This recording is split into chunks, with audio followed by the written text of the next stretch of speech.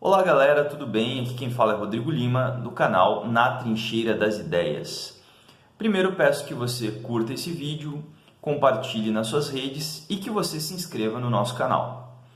O tema de hoje é um tema que vem sendo muito discutido no Brasil nos últimos anos, que ganhou uma relevância maior depois do último domingo, na votação e na eleição do Jair Bolsonaro como presidente da República.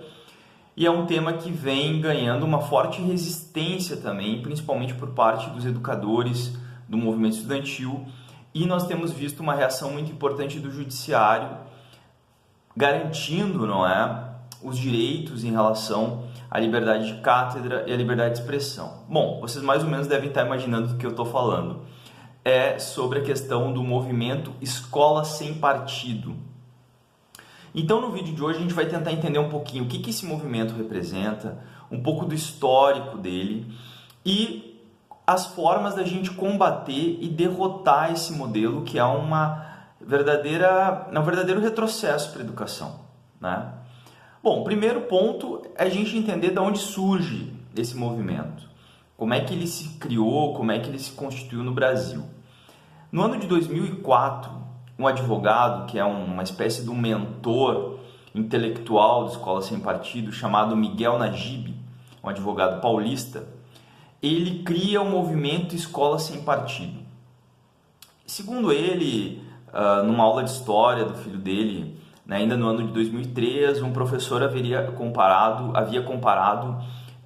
Che Guevara a São Francisco de Assis. E aí ele viu isso como uma afronta, se revoltou e tal, e criou o movimento, que era um movimento incipiente, um movimento residual, sem nenhuma expressão no Brasil, né? Se a gente pensar e voltar um pouquinho, quem trabalha na educação há um pouco mais de tempo aí, e trabalhou na educação na década passada, enfim, tem um pouquinho mais de experiência, provavelmente não lembra desse movimento, nunca ouviu falar antes de 2014, 15, que é quando ele começa a ganhar um pouco mais de força. Então esse movimento é criado em 2004, ele passa praticamente 10 anos da sua trajetória num ostracismo, com uma outra situação onde ele vai criar alguma polêmica, mas sem nenhuma expressão nacional, sem nenhuma importância no debate educacional em termos nacionais. Isso, por um primeiro momento, revelou que aquele movimento não tinha adesão, né? Mas, por outro lado, ele acabou se criando, ele acabou se consolidando, ele acabou constituindo as suas bases sociais sem ser combatido. Isso, de certa forma, foi um erro dos setores progressistas, dos setores democráticos, que defendem uma educação democrática. Pois bem, esse movimento passa desapercebido por praticamente 10 anos, e a partir de 2014, mas principalmente a partir de 2015, quando vem toda uma ascensão conservadora, que se refletiu no processo de impeachment da então presidente Dilma Rousseff, que consolidou-se num golpe de Estado, no golpe parlamentar, jurídico e midiático de 2016.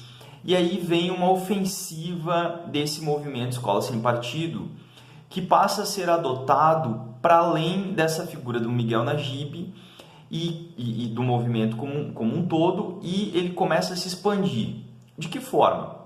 Partidos políticos do campo da direita começam a adotar o projeto de lei que havia sido criado pelo movimento e começam a fazer com que esses projetos sejam colocados nos trâmites institucionais dos parlamentos, no Congresso Nacional, na Câmara Federal, no Senado Federal, e a gente vai começar a visualizar uma série de medidas em assembleias legislativas, em câmaras municipais, onde o projeto começa a pipocar para tudo quanto é lado. Isso pega de surpresa, de certa forma, os movimentos que defendem uma educação democrática, mostrou uma força do movimento Escola Sem Partido, e esse movimento exatamente vai ganhando essa adesão de figuras para além dele. Parlamentares do campo da direita, algumas personalidades ligadas aí principalmente a algumas igrejas mais conservadoras ou movimentos dentro de igrejas, movimentos conservadores dentro das igrejas, O próprio MBL abraça essa causa depois que eles ganham toda a repercussão, né, no processo de impeachment e do golpe, né, eles ganham uma dimensão muito grande e encampam o movimento Escola Sem Partido. E aí você começa a ter um corpo social mais amplo para qual esse movimento vai se expandindo. E como ele gerou muita polêmica, muita resistência, obviamente que as figuras que defendiam Escola Sem Partido começaram a ganhar uma dimensão maior também, né? Eu não vou entrar em nomes aqui porque eu não quero dar ibope para esses caras, mas a gente vê deputados eleitos ou figuras, não é, radialistas, enfim, que começam a surfar nessa onda e percebem ali um nicho de projeção e um nicho de promoção das suas figuras. Isso pipocou no Brasil inteiro, em municípios, em estados, enfim. E o que acontece é que, de fato, o movimento que então era um movimento sem nenhuma expressão, um movimento extremamente fraco, podemos dizer, em questão de 2, 3 anos ele ganha uma dimensão muito grande. E a vitória do Jair Bolsonaro, que inclusive foi um dos parlamentares aqui, encampou no seu discurso e que tem como uma das suas bandeiras, inclusive durante as eleições a gente pôde perceber isso, o que propaga a Escola Sem Partido, com a vitória do Jair Bolsonaro, com a eleição de uma bancada conservadora no Congresso Nacional e com a eleição de bancadas, aí, principalmente ligadas ao bolsonarismo nos estados, esse movimento reacende e vem com uma força, vem com uma ofensiva, mesmo antes, né, da transição aí e do governo Bolsonaro que inicia no ano que vem. Então, o que esse movimento pretende? O que esse projeto pretende? Veja só, a questão é muito séria, porque ele visa, dentre vários pontos, limitar, censurar, controlar toda e qualquer discussão que se tenha dentro das escolas. Ele cria praticamente uma ideia, ele se constrói em torno de uma ideia que, segundo um dos principais pesquisadores sobre o movimento Escola Sem Partido, o professor Fernando Pena, que é um professor da Universidade Federal Fluminense, que vem estudando muito sobre isso, que tem vários artigos publicados, tem vídeos dele, enfim, eu recomendo muito que se assista ou que leia, né, esse autor. Ele traz algumas bases do movimento, os pilares de sustentação do movimento. E ele se sustenta sobre 2 elementos muito importantes. O primeiro é colocar o professor como uma figura que só instrui, que não educa, ou seja, o professor ele só tem que passar a matéria para o aluno. É quase como se fosse um treinador, é quase como se fosse um simples transmissor de conteúdo. Ele não pode se posicionar sobre nada, ele não pode se manifestar sobre nada, ele seria um agente neutro, como se isso fosse possível. E o outro aspecto importante também, que o Fernando Pena levanta, é que o movimento Escola Sem Partido ele cria uma desconfiança, ele gera um descrédito em torno da figura do professor. Ou seja, ele joga os alunos contra o professor e ele joga os pais e a comunidade contra o professor. O professor é quase que um inimigo em potencial, que tem que ser controlado, que tem que ser denunciado, que tem que ser inclusive punido. E aí eu vou depois entrar em alguns detalhes que o projeto, que é um projeto modelo que o Escola Sem Partido criou e que praticamente vereadores, deputados, enfim, tem pego esse modelo e jogado ele, né, dentro das assembleias e do Congresso Nacional. Ele visa inclusive a pena de prisão para aquele professor que descumprir o que o Escola Sem Partido propõe. Bom, depois a gente vai fazer uma breve leitura aqui de alguns pontos, mas é importante a gente compreender que esse projeto está tramitando, ele ainda não virou lei, apesar de alguns estados e municípios já terem aprovado, mas há também uma questão muito importante que é em relação à constitucionalidade. Né? O Barroso, inclusive o ministro, né, do STF, o Barroso, ele já considerou inconstitucional, né, ou já sinalizou para a inconstitucionalidade desse projeto. Então tem uma batalha aí pela frente, a gente tem uma batalha muito forte, muito dura em relação a barrar a tramitação desse projeto, que está agora, ele vai ser discutido novamente agora no mês de novembro, né, no Congresso Nacional. A ideia é que eles tentem aprovar isso até o final desse mandato parlamentar. Esse é um primeiro movimento importante, não deixar com que esse projeto seja aprovado agora e nem para frente, mas barrar ele, né, enfraquecer esse movimento.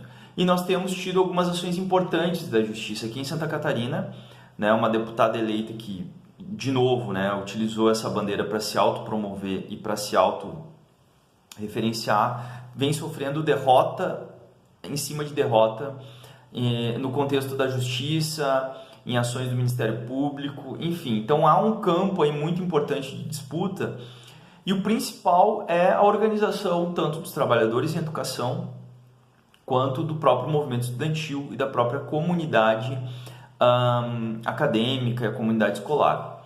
É uma batalha que a gente não vai vencer agora, né? É uma batalha que a gente vai ter que travar por um bom tempo, tendo em vista a conjuntura que se avizinha, né? A conjuntura que está colocada em relação à presidência da República.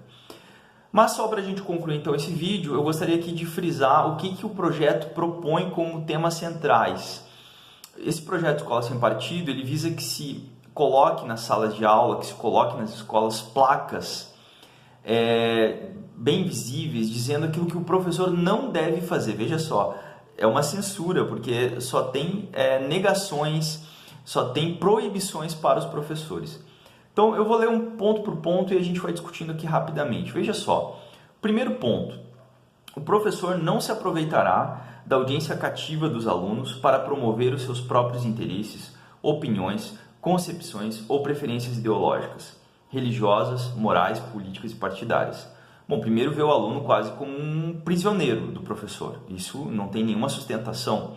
O aluno, ele é um ser livre, independente, que pode se posicionar, que pode se manifestar, que pode questionar o professor, tem todo esse direito.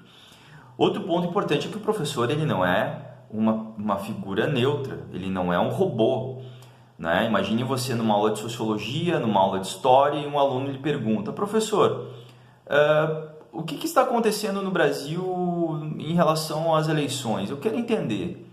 O professor, ele vai dizer: não, olha, eu não posso falar sobre isso porque, né, estou proibido de emitir opiniões. É óbvio que isso é um absurdo. O professor, ele pode fazer seu comentário, pode fazer sua análise, o aluno fazer a sua contribuição, fazer sua intervenção. Ou seja, isso faz parte da liberdade, da pluralidade, não é, de ideias que deve permear o processo educacional. O segundo ponto que o Escola Sem Partido quer colocar como censura os professores: o professor não favorecerá nem prejudicará ou constrangerá os alunos em razão de suas convicções políticas, ideológicas, morais ou religiosas, ou da falta deles. Que também é um outro absurdo, né? Como se o professor se utilizasse da sua autoridade em sala de aula para constranger o aluno, para menosprezar o aluno. É um outro ponto que também não se sustenta na realidade, né? Os professores, eles estabelecem a sua prática pedagógica a partir das diferentes concepções pedagógicas, a partir de uma base de diálogo, da comunicação, da interação com os alunos. E isso já, de certa forma, proíbe, né, coíbe o professor de poder criar uma relação horizontal, uma relação fraterna, uma relação de construção do conhecimento junto com os alunos, junto com a comunidade escolar. Outro ponto aqui importante, terceiro, proibição da Escola Sem Partido, a terceira, censura. O professor não fará propaganda político-partidária em sala de aula, nem incitará seus alunos a participar de manifestações políticas, manifestações, atos públicos e passeatas. Veja só, parece que o professor vai entrar na sala de aula com uma carteirinha de filiação, com uma ficha de filiação nos partidos, né, de esquerda, no partido X ou Y. O que também é um absurdo, é uma afronta ao próprio professor, né? Ou seja, o professor não faz isso. Não, o professor, primeiro, ele pode ter a filiação partidária que ele quiser, que ele bem entender. O Brasil tem mais de 2 milhões de professores, e eu não tenho aqui nenhum censo e eles não apresentam nenhum dado concreto da realidade, mas pela minha vivência educacional, pela amostra que eu tenho, eu conheço professores que são filiados às mais diferentes correntes partidárias, que não são filiados a corrente partidária nenhuma, mas têm suas posições ideológicas. A escola é um ambiente extremamente democrático, extremamente plural. Não há como você querer vetar a participação política dos professores, não é? E os alunos também têm total direito e total possibilidade de se filiarem a um partido político X ou Y e eventualmente comentarem, se expressarem nas aulas, não é? Expressarem a sua preferência partidária sem problema nenhum, sem veto nenhum, não é? E aqui a outra censura, né, que o documento traz é que não poderá incitar os alunos a participar de uma manifestação ou de uma passeata. O professor ele pode fazer um comentário sobre uma movimentação, sobre uma organização estudantil, sobre algum debate estudantil que esteja acontecendo. Agora, claro, e isso é outro ponto muito importante, né? Existe no Brasil a lei do Grêmio Livre. Os alunos têm a sua total independência e liberdade para se organizarem da forma como eles acharem melhor dentro da escola. Essa lei dos anos 80, 85, se eu não me engano. Então aqui é uma outra visão de como se o professor fosse uma espécie de um condutor do aluno. Ele vai dizer o que o aluno tem que fazer, vai dizer o que o aluno tem que... Isso também é um processo, um fenômeno que não existe dentro das escolas. Vamos aqui para as três últimas, desculpem. Ao tratar de questões políticas, socioculturais e econômicas, o professor apresentará aos alunos, de forma justa, isto é, com a mesma profundidade e seriedade, as principais versões, teorias, opiniões e perspectivas concorrentes a respeito da matéria. Bom, primeiro que basta você pegar qualquer livro didático, você pegar qualquer, texto e livros aí de orientação educacional, que você vai ver que as correntes são apresentadas, todas elas, né? Se você pegar um livro de biologia, fala-se lá sobre evolucionismo, comenta-se também sobre o que é o criacionismo. Em sociologia a gente fala sobre liberalismo, fala sobre socialismo, fala sobre o próprio fascismo, como questões que precisam ser ensinadas para os alunos, né? Claro que dentro de uma perspectiva científica, né? A escola é um espaço de formação científica, isso é muito importante ressaltar. Então, segundo essa orientação e essa censura do Escola Sem Partido, o professor ele não pode, ou seja, ele vai ter que falar na mesma medida, na mesma proporção sobre diferentes correntes teóricas. Quem é que vai julgar se ele falou mais do Marx, se ele falou mais do Adam Smith, se ele falou mais do Weber, se ele falou mais do Milton Friedman? Quem que vai ter essa régua? É muito subjetivo. Veja só, quem que vai fazer esse julgamento? Então, eu dou uma aula sobre o Marx e dou uma aula sobre Adam Smith, mas aí não dou uma aula sobre o Keynes. Bom, então você já está infringindo aí né, você já está descumprindo uma norma da Escola Sem Partido. Você já pode ser penalizado por isso, veja só. Vamos para os dois últimos absurdos aqui, então, para a gente concluir o nosso vídeo. A quinta censura que o projeto Escola Sem Partido propõe é que o professor respeitará o direito dos pais dos alunos a que seus filhos recebam educação religiosa e moral que esteja de acordo com as suas próprias convicções. Você já imaginou o imbróglio que é isso aqui dentro de uma sala de aula? Vamos supor que o professor de biologia vai tratar sobre o tema evolucionismo.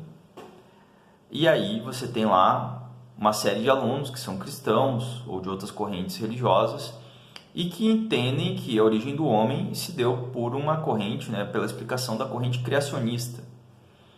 Então o professor não vai poder falar sobre a corrente evolucionista porque isso vai contra os princípios daquele aluno, os princípios religiosos daquele aluno, ou os princípios religiosos daqueles pais. Ou se eventualmente um pai ele tem preconceito contra homossexuais, por exemplo, eu não vou poder falar sobre o tema de homofobia porque isso vai contra os princípios daqueles pais. Ou seja, como é que o professor vai dar aula nessas condições? Não tem como. Ou seja, esse projeto é um projeto que não se sustenta, é um projeto totalmente contrário a qualquer projeto educacional que vise a construção de um conhecimento coletivo, de contrapor diferentes teorias, de que o aluno construa, não é a sua opinião, construa a sua noção de mundo, enfim, é uma outra barbaridade. Para concluir, para encerrar o nosso vídeo, a sexta proibição da escola sem partido é que o professor não permitirá que os direitos assegurados nos itens anteriores sejam violados pela ação de estudantes ou terceiros dentro da sala de aula. Então, o professor, além dele ser vigiado, de poder ser denunciado, dele ser censurado, ele também vai ter que se tornar um censor dentro da turma, ou seja, ele tem que proibir qualquer tipo de discussão que fuja dos termos que o Escola Sem Partido propõe. Então, esse projeto é um projeto extremamente ofensivo ao direito à educação, ele vai contra princípios constitucionais básicos e claros e ele tem que ser barrado. A gente sabe que a sociedade brasileira deu uma guinada conservadora, isso se expressou nessa eleição, mas a disputa está colocada, né? Quem é educador, quem trabalha com educação, quem é estudante, quem é pai, precisa conhecer o que está por trás desse movimento, o que está por trás desse projeto. A escola precisa ser democrática, os pais, e eu convido os pais, visitem as escolas dos seus filhos, conversem com os professores, participem das atividades dos seus filhos nas escolas, porque vocês vão ver que a escola é um espaço de cidadania, a escola é um espaço de democracia. Achar que o professor é um doutrinador, achar que o professor é quase que um bandido que está incitando o filho, isso é uma visão totalmente equivocada. E que, querendo ou não, ela consegue ter vazão porque, infelizmente, muitos pais não vivenciam a vida dos seus filhos nas escolas. A relação com os alunos, em geral, é uma relação muito boa. É uma relação de amizade, é uma relação de cumplicidade, é uma relação de construção, é uma relação de diálogo. Eu tenho uma experiência já de 12 anos na educação, convivo com muitos educadores das mais diferentes opiniões políticas, das mais diferentes concepções ideológicas. E esse movimento está querendo causar um dissenso, está querendo causar um conflito que não existe hoje nas escolas, que não está colocado. Então nós temos que preservar esse ambiente, nós temos que ter um ambiente de harmonia, um ambiente de integração, um ambiente de socialização, de uma socialização positiva para os nossos alunos, para os estudantes, para os trabalhadores da educação em geral. Então, essa é uma questão muito importante, a gente tem que discutir com a comunidade escolar, a gente tem que chamar os pais, a gente tem que chamar a comunidade como um todo para desconstruir essas teses. Não é muito difícil desconstruir, não. Com muito diálogo a gente vai conseguir reverter isso. Bom, espero que tenham gostado do vídeo e a gente segue dialogando nas redes e até a nossa próxima análise, até o nosso próximo vídeo. Um grande abraço, valeu!